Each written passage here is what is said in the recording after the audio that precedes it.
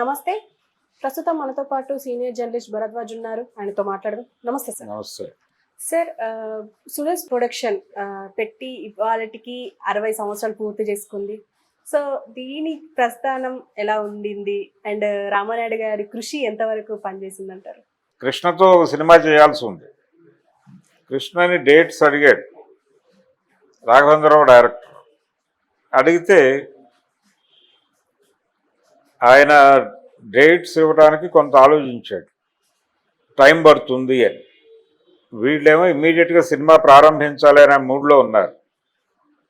అంతకు ముందు ఎప్పుడో ప్రామిస్ చేసి ఉన్నాడు ఆయన, మీకు సినిమా చేస్తాను అని. అప్పుడు తన కొడుకుని రంగంలోకి దింపాడు వెంకటేష్. అంటే కృష్ణ గారి మూలంగా వెంకటేష్ సినిమా రంగంలోకి ప్రవేశించాడు. ఒక రకంగా కృష్ణ గారు డేట్స్ ఇవ్వకపోవడం వల్ల వెంకటేష్ని తీసుకొచ్చి, అమెరికాలో ఉన్న వెంకటేష్ని పట్టుకొచ్చి రాఘవేంద్రరావు గారి చేతిలో పెట్టి కలియుగ పాండవులు అనే స్క్రిప్ట్ డిజైన్ చేసి ఆయన్ని హీరోగా తెరంగేట్రం చేయించారు. అట్లా మొదలైనటువంటి మధ్యలో ఆయన సాహసగాళ్ళు అంటే విజయ సురేష్ కంబైన్స్ అని వేరే బ్యానర్ ఒకటి ఉండేది. విజయ సంస్థతో కలిసి సినిమాలు తీశాడు ఆయన. ఇది రాముడు భీముడు టైంలో ఆయన అడ్వైజ్ చేసినటువంటి కథతో తన సినిమా తీసి హిట్ కొట్టాను అనేటువంటి ఒక ఇది ఉండేది, ఒక గ్రాటిట్యూడ్ ఉండేది వాళ్ళ పట్ల, విజయ ప్రొడక్షన్స్ పట్ల. దాంతో దాని రీమేక్ హక్కులు నాగిరెడ్డి గారికి ఇచ్చాడు ఆయన. నాగిరెడ్డి గారు ఆ సినిమాని తమిళ్లో ఎంజీఆర్తో తీశాడు, ఎంగవీటి పెళ్ళయ్య అని. అది సినిమా పెద్ద హిట్ అక్కడ తమిళ్లో. అదే సినిమాని దిలీప్ కుమార్తో రామౌర్ షామన్ తీశారు హిందీలో, అది పెద్ద హిట్. ఆ తర్వాత ఇదే లైన్స్లో, అంటే అందులో ఎన్టీఆర్ చేసిన క్యారెక్టర్ రాముడు భీముడు పాత్రలనే ఒకవేళ ఇది లేడీ అయితే ఎలా ఉంటుంది అని చిన్న ట్విస్ట్ చేసి సిప్పి గారు సీతావర్ గీత అని తీశాడు, అది పెద్ద హిట్.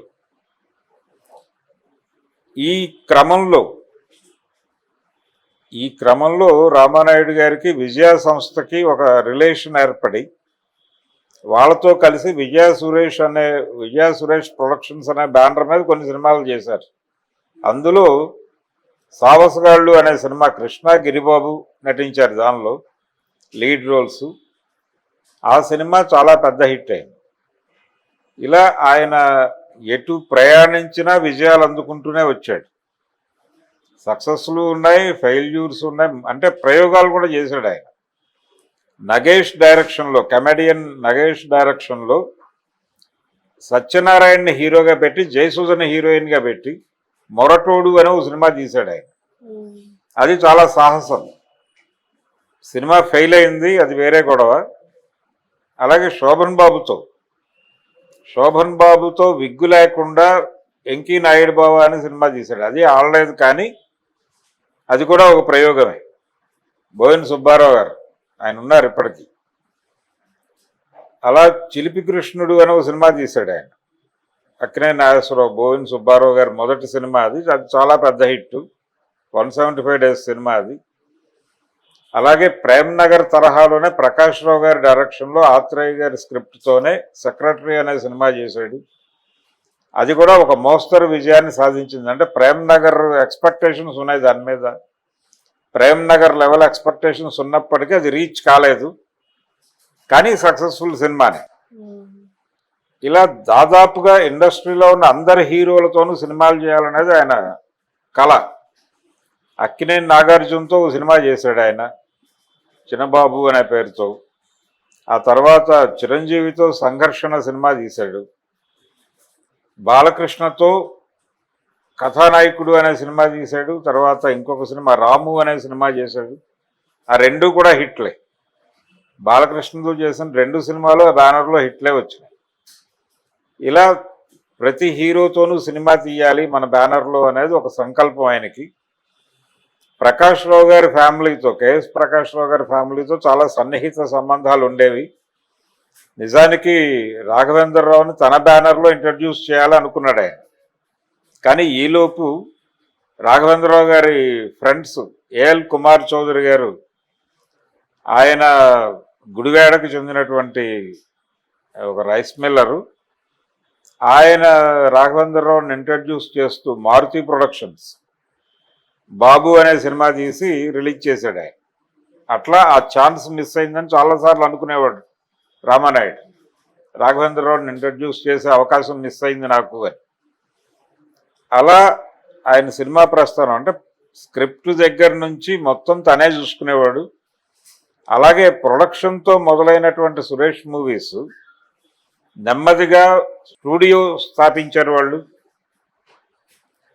స్టూడియో నిర్మాణము, దీంతో పాటు నవయుగ డిస్ట్రిబ్యూషన్లో ఉండేవి వీళ్ళ సినిమాలన్నీ.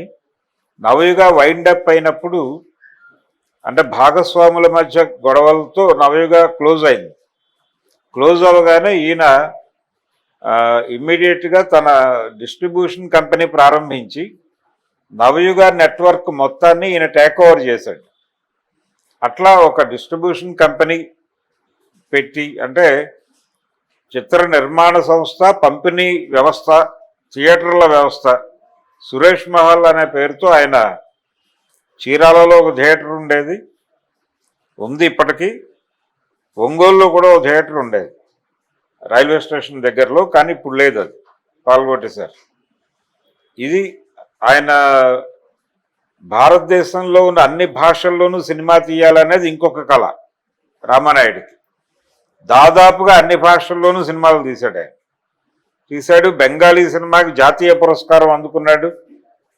ఇలా ఏ భాషలోనూ అంటే లిపి ఉన్నటువంటి ఏ భాష అయినా సరే మనం సినిమా తీయాలి అనుకున్నాడు, చేశాడు. అలా ఒక మూవీ మొఘల్ అంటారు ఆయన, మూవీ మొఘల్ అనిపించుకున్నాడు. ఇప్పుడు వాళ్ళ అబ్బాయి సురేష్ బాబు గారు ఆయన ప్రొడక్షన్ లైన్లోకి రాకూడదు అనుకున్నాడు, వేరే వ్యాపారాల్లోకి వెళ్ళాలనుకుని తర్వాత 90s ఆయన్ని తీసుకొచ్చి ఈ లైన్లో పెట్టారు. ఆయన దాదాపు రామానాయుడు గారు ఏ మూస అయితే పోసాడో అదే మూసలో వ్యాపారం నడిపిస్తున్నాడు ఇప్పటికీ.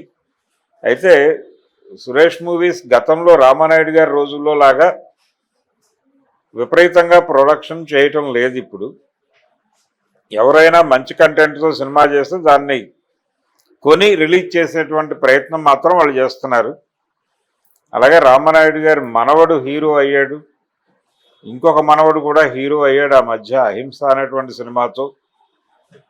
ఇది టోటల్గా అంటే సినిమా ప్రస్థానం, రామానాయుడు గారి సినిమా ప్రస్థానానికి అంకురార్పణ చేసినటువంటి రాముడు భీముడు సినిమా రిలీజ్ అయినటువంటి రోజు ఇది 21 మే.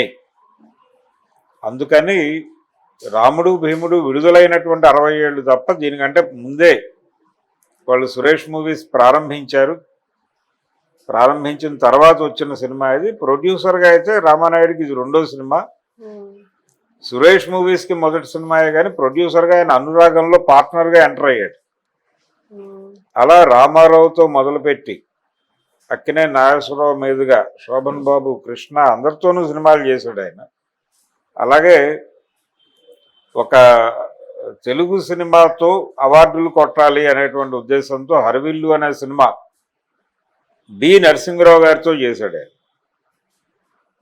అదొక భిన్నమైన ఆలోచన ధోరణి. తనకి ఏది కావాలో అది ఎవరు ఇస్తారో తెలుసుకుని వాళ్ళని అప్రోచ్ అవటం అనేది. ఇది టోటల్గా రామానాయుడి ప్రస్థానం. అలాగే సురేష్ మూవీస్ ప్రస్థానం సినిమా పరిశ్రమకు సంబంధించి తెలుగులో ఆ రోజుల్లో చాలా అంటే రెగ్యులర్ హిట్స్ ఇచ్చినటువంటి బ్యానర్స్ కొన్ని ఉండేవి, పర్మనెంట్ బ్యానర్స్ హీరోలకి. రామారావు గారికి కొన్ని పర్మనెంట్ బ్యానర్స్ ఉండేవి, అంటే దేవి ప్రొడక్షన్స్ ఇలాంటివి. అలాగే మిద్దే జగన్నాథరావు గారి కంపెనీ విజయ ప్రొడక్షన్స్, ఇవన్నీ రామారావు గారితోనే తీసేవాళ్ళు. అక్కినేని నాగేశ్వరరావు గారికి కొన్ని కంపెనీలు ఉండేవి. ప్రేమ్ నగర్ తర్వాత సురేష్ మూవీస్ ఒక రకంగా నాగేశ్వరరావు గారి కంపెనీగా మారింది. అంటే తులాభారం తర్వాత మళ్ళీ రామారావు గారు ఆ బ్యానర్లో యాక్ట్ చేయలేదు. తులాభారమే చివరి సినిమా, 2 సినిమాలు మాత్రమే చేశాడు ఆయన, రాముడు భీముడు, తులాభారం. ఆ 2 హిట్స్. తర్వాత ఇంకొక సినిమా స్త్రీ జన్మ అనే సినిమా కూడా చేశాడు. కృష్ణ తమ్ముడుగా నటించాడు ఆయన ఆ సినిమాలో. ప్రకాష్ రావు గారే డైరెక్టర్. అంతవరకే. ఆ తర్వాత ఆయన మళ్ళీ సురేష్ మూవీస్లోకి రాలేదు. అట్లా అక్కినేని నాగేశ్వరరావు గారి పర్మనెంట్ బ్యానర్ లాగా అనిపించేది అన్నపూర్ణతో పాటు సురేష్ మూవీస్. అలాగే అదే టైంలో జగపతి ఆర్ట్స్ నుంచి విబి రాజేంద్ర ప్రసాద్ గారు ఒక పోటీ ఇచ్చేవాడు ఈయనకి ప్రొడ్యూసర్గా. ఆయన హిట్ కొట్టడం, దాన్ని మించి హిట్ కొట్టాలని ఈయన ప్రయత్నం చేయటం. దసరా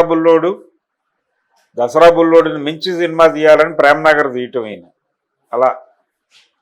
ఇలా ఒక సక్సెస్ఫుల్ జర్నీ రామానాయుడు గారిది. ఆ తర్వాత రాజకీయాల్లోకి వచ్చాడు ఆయన, తెలుగుదేశం పార్టీలో చేరాడు, ఎంపీగా చాలా చేశాడు. తర్వాత అదే నియోజకవర్గం బాపట్ల ఎంపీగా గెలిచాడు ఆయన. తర్వాత అదే సీటుకి పురంధేశ్వరి గారు పోటీ చేసి గెలిచారు. గెలిచినప్పుడు ఆయన ఒక మాట అన్నాడు, నేను ఓడిపోతే సీటు మా ఇంట్లోనే ఉంది కదా అని. అంటే చెంచురామయ్య గారు ఈయనకి బ్రదర్ అవుతాడు, ఆయన కోడలు ఈవిడ. కాబట్టి నేను ఓడిపోతే పోవచ్చు కానీ సీటు మా ఇంట్లోనే ఉంది కదా అనేవాడు ఆయన. అట్లా రామానాయుడు గారిది పొలిటికల్గా కూడా, అంటే ఒకే టర్మ్ చేశాడు ఆయన, తర్వాత చేయలే, చాలు నాకు ఇది అనుకున్నాడు. అలా ఒక సక్సెస్ఫుల్ జర్నీ, 60 ఏళ్ళు కంప్లీట్ అవ్వటం. ఎన్టీ రామారావు గారు మొదటిసారి ద్విపాత్రాభినయం చేసినటువంటి ఆయన మొదటిసారి చేసినవన్నీ సక్సెస్ అయ్యి. ఆయన మొదటి కలర్ సినిమా లవకుశ పెద్ద హిట్, పౌరాణిక కలర్ సినిమా. అలాగే రామారావు గారి మొదటి సాంఘిక రంగుల సినిమా దేశోద్ధారకులు చాలా పెద్ద హిట్. ఆయన మొదటి స్కోప్ సినిమా అడవిరాముడు చాలా పెద్ద హిట్. అలాగే ఈ డేట్లో అంటే లవకుశ సినిమా విడుదలైన రోజు, అలాగే దేశోద్ధారకులు విడుదలైన రోజు, అదే రోజున ఆయన పార్టీ అనౌన్స్ చేశాడు తర్వాత మార్చి 29. అది కూడా చాలా పెద్ద సక్సెస్ తెలుగుదేశం. అట్లా ఎన్టీఆర్తో జర్నీ ప్రారంభించిన రామానాయుడు గారిది కూడా సక్సెస్ఫుల్గా నడిచింది కెరియర్. ఇప్పుడు పెద్ద సామ్రాజ్యం ఏర్పాటు చేశారు వాళ్ళు. ఇప్పుడు ఒక రకంగా ఆయనకు ఒక డ్రీమ్ ఉండేది, హాలీవుడ్లో కూడా ఒక సినిమా చేయాలి అని. అది మన వాళ్ళు ఏమైనా నెరవేరుస్తారేమో చూడాలి. Okay sir, thank you. Thank you.